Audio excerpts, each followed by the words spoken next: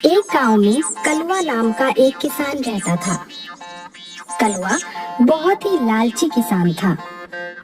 खेती करके जितना भी अनाज वो अपने खेत पर उगाता था, उन्हें बहुत महंगे दामों पर बेचा करता था। अनाज तैयार हो गए हैं, इन्हें रख देता हूँ। कुछ महीनों बाद मंडी जाकर बेचूंगा। हाँ। कुछ महीनों बाद कलवा मंडी जाता है। ग्राहक उसके पास अनाज की बोरियां खरीदने आने लगते हैं।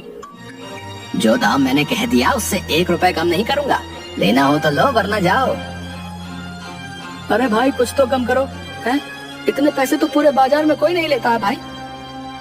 हाँ तो जाओ, किसी और से ले लो। हैं? मैं तो इतने ही दाम पर बेचूंगा। तुम्हें पता है इस वक्त बाजार में ये अनाज किसी के पास नहीं, इसीलिए मनमाने दाम लगा रहे हो। वो सब मैं नहीं जानता। मैं जितना दाम बता रहा हूँ उसमें लेना हो तो लो, वरना जाओ। हाँ। बाजार में किसी और के पास अनाज न होने की वजह से सभी ग्राहक कलवा को मुंह मांगी कीमत देकर अनाज खरीद रहे थे। शाम के वक्त कलवा घर आता है। हे भगवान, आज बहुत थक गया। ग्राहक से बहस करके तो दिमाग ही खराब हो जाता है। तभी अंदर से कलवा की पत्नी चंपा आती है। आ गए जी, लोगों को चूना लगाकर। हाँ चंपा, आज तो खूब कमाई हुई है। क्यों जी, आप जानबूझकर अनाज छुपा कर रखते हो, जब बाजार में वो अनाज खत्म हो जाता है तब लेकर जाते हो, है ना? और महंगे दामों पर बेचते हो। क्या आपको जरा भी बुरा नहीं लगता? अरे चंपा, इसमें बुरा क्या लगना है? इसमें ही तो मजा है। जितना दाम बोलो, ग्राहक उतना देने के लिए तैयार रहता है। सच में ऐसी कमाई से तो मैं बहुत खुश हूँ। नहीं जी, ये सही नहीं है। आपको ऐसा नहीं करना चाहिए। ईमानदारी से पैसे कमाइए और सही दाम पर अनाज बेचिए। सोचिए, आपको देखकर हमारे बच्चे क्या सीखेंगे? अरे तुम चुप करो। हैं? दिन भर अनाज बेचकर थक गया हूँ, हैं? और तुम अब मुझे ज्ञान दे रही हो। जाओ यहाँ से और मेरे लिए कुछ खाने को लेकर आओ। हाँ हाँ ठीक है, मैं जा रही हूँ, मगर मैं तो यही कहूँगी, ऐसे लोगों को ठगना बंद कीजिए। चंपा अंदर चली जाती है। हे भगवान, ये कैसी बीवी दे दी है तूने? हैं? पति का साथ देने के बदले ये तो मुझे ही ज्ञान देती है भाई। इसका कुछ नहीं हो सकता, मूर्ख कहीं की। कलवा के पड़ोस में एक बुढ़िया रहती थी। वो बुढ़िया अकेले ही सारा काम करती थी। खेत पर बीज लगाती थी, कई महीनों तक फसल की देखभाल करती थी, और जब अनाज उग जाता था तब उसे बाजार ले जाकर बेचा भी करती थी। उसका बेटा उसे छोड़कर शहर चला गया था। एक दिन कलवा की नजर उस बुढ़िया पर पड़ती है। वो बुढ़िया अनाज की बोरियां तैयार कर रही थी। चलो जरा इनके पास चलते हैं। कलवा बुढ़िया के पास आता है। प्रणाम दादी जी, कैसी हैं?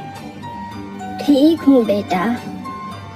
इतनी उम्र हो गई है और आप अब भी अकेले इतना काम कर रही हैं। क्या करूँ बेटा, जब तक भगवान शरीर चलाएगा तब तक तो काम करना ही पड़ेगा, वरना इस बुढ़िया को कौन खिलाएगा। अब आपका बेटा कभी आपसे मिलने नहीं आता? उसे कहाँ फुर्सत है जो वो मेरे पास आए। ये तो बहुत दुख की बात है। वैसे आपका बेटा नहीं आता तो क्या, मैं हूँ ना आपका बेटा, मैं करूँगा आपकी मदद। क्या बेटा, मुझे कुछ समझ नहीं आया। अरे दादी जी, आप यहाँ अनाज उगाने का काम कीजिए। मैं बाजार जाकर आपके सभी अनाज को बेचकर आऊंगा, जिससे आपकी बहुत मदद हो जाएगी। अरे नहीं बेटा, मेरी वजह से तू क्यों परेशान होगा, रहने दे। नहीं दादी जी, इसमें परेशानी जैसे कोई बात नहीं है। ये काम तो मैं आराम से कर दूंगा। वैसे भी मैं अपना अनाज बेचने तो बाजार जाता ही हूँ। अच्छा ठीक है, जैसा तू कहे। ठीक है दादी जी, मैं कल ही इस अनाज को बाजार ले जाकर बेच देता हूँ। कलुआ घर आ जाता है। जी, आज आप अम्मा जी के पास क्या करने गए थे? तू अपना काम कर, मुझ पर ध्यान देना बंद कर। कलुआ मन ही मन बहुत खुश था। कलुआ अगले दिन उस बुढ़िया के पास जाता है। लाइए दादी जी, अनाज दीजिए, मैं बाजार जाकर इन्हें बेच कर आता हूँ। है हाँ बेटा, ये लो। वाह, आज तो बहुत ही अच्छे दाम पर अनाज बिका है। शाम के वक्त कलुआ उदास होकर बुढ़िया के पास आता है। क्या हुआ बेटा, तुम उदास क्यों लग रहे हो? दादी जी, उदास होने की ही बात है। क्यों बेटा, क्या हुआ? अरे दादी जी, मैं अनाज बेचने तो बाजार गया, अनाज बिक भी गया, मगर उस अनाज के बदले बहुत ही कम पैसे मिले हैं। लोगों का कहना था कि अनाज अच्छा नहीं है। अरे बेटा, आज से पहले तो कभी ऐसा नहीं हुआ। हाँ? वही तो दादी जी, मैंने भी सभी को बहुत समझाया, मगर कोई समझने को तैयार ही नहीं था। ये लीजिए, इतने ही पैसे मिले हैं। अच्छा। अरे बेटा, ये तो बहुत ही कम रुपए हैं। जी दादी जी, बस इसीलिए मैं उदास हूँ। नहीं बेटा, इसमें तुम क्यों उदास हो रहे हो? कोई बात नहीं, तुमने तो अपनी ओर से मेहनत की है। अच्छा ठीक है, अब मैं जाता हूँ। है अरे अरे नहीं बेटा, रुको, तुमने भी तो मेहनत की है। इन पैसों पर तुम्हारा भी अधिकार है। ये लो, इसमें से कुछ पैसे तुम भी रखो। अरे नहीं नहीं दादी जी, रहने दीजिए, रहने दीजिए। बेटा ले लो, इसमें तुम्हारी भी मेहनत है। कलुआ पैसे ले लेता है। कलुआ खुशी से घर आता है और सोचता है, वाह, आज तो मजा ही आ गया, महंगे दाम पर अनाज बेचकर। वो पैसे भी रख लिए, साथ ही साथ दादी ने अपनी ओर से भी पैसे दे दिए। भाई वाह वाह वाह वाह, क्या बात है कलवा तेरे, क्या बात है। अब हर रोज कलुआ यही करने लगता है और उस बुढ़िया को धोखा देकर बहुत पैसे कमाने लगता है। वो बुढ़िया कलुआ की चाल नहीं समझ रही थी। कलुआ को अच्छा समझकर वो उस पर भरोसा कर रही थी। उसी बाजार में चंदू नाम का एक किसान भी अपने अनाज बेचने आया करता था।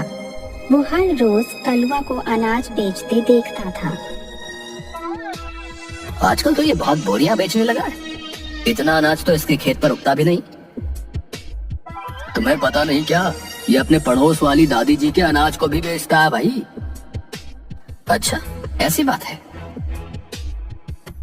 चंदू बहुत अच्छा और ईमानदार इंसान था।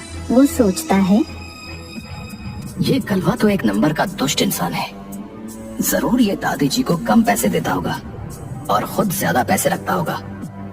आज ही जाकर उनसे बात करता हूँ। चंदू उस बुढ़िया के पास आता है। प्रणाम दादी जी, सुना है आजकल कलवा आपके अनाज को बाजार ले जाकर बेचता है। हाँ बेटा, वो तो बहुत अच्छा है, मेरी मदद कर देता है। फिर तो आपकी अच्छी कमाई हो रही होगी। नहीं बेटा, दरअसल वो कहता है अनाज के दाम ज्यादा नहीं मिल रहे हैं, इसलिए बहुत कम ही रुपए मिल रहे हैं। अरे नहीं दादी जी, वो तो हर रोज अनाज को बहुत ही महंगे दामों पर बेचता है। अरे बेटा, ऐसा नहीं हो सकता। हाँ दादी जी, सच में मैं भी बाजार में रहता हूँ और देखता हूँ वो अनाज बहुत ही महंगे दामों पर बेचता है।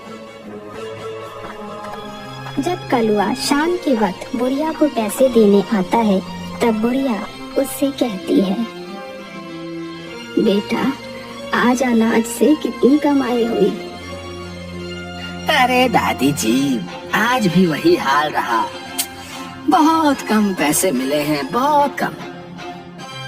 चंदू आया था, वो कह रहा था तुम बहुत महंगे दाम पर अनाज बेचते हो और मुझे कम बताते हो। क्या ये सच है? ये सुनकर कलुआ घबरा जाता है। अरे नहीं नहीं दादी जी, ये झूठ है। अगर ये झूठ है फिर तुम इतना घबरा क्यों रहे हो बेटा? मुझे तुमसे ये उम्मीद नहीं थी। मैंने तुम्हें अपना बेटा समझकर ये काम तुम्हें दिया था और तुमने मुझसे ही धोखा किया, वो भी इन चंद पैसों के लिए। देखना, एक दिन आएगा जब तुम्हारे पास लाखों करोड़ों रुपए होंगे, मगर वो रुपए तुम्हारे किसी काम नहीं आएंगे। आप चले जाओ यहाँ से। इस चंदू के बच्चे को तो मैं छोड़ूंगा नहीं। हाँ, मेरा अच्छा खासा काम बिगाड़ दिया। मैं कितने आराम से पैसे कमा रहा था। वो बुढ़िया वापस से खुद ही बाजार जाकर अनाज बेचने लगती है। कुछ साल बीत जाते हैं। कलुआ इसी तरह सबको ठग कर खूब कमाई करता था और तभी अचानक एक दिन वो बीमार पड़ जाता है। अरे चंपा, एक अच्छे डॉक्टर को बुलाओ भाई, जल्दी से जल्दी मुझे ठीक होना है। चंपा डॉक्टर को बुलाती है, मगर वो कलुआ का इलाज नहीं कर पाता है। अरे मेरे पास पैसों की कमी नहीं है चंपा, तुम बड़े से बड़े डॉक्टर को बुलाओ, मैं पैसे दूंगा, जाओ।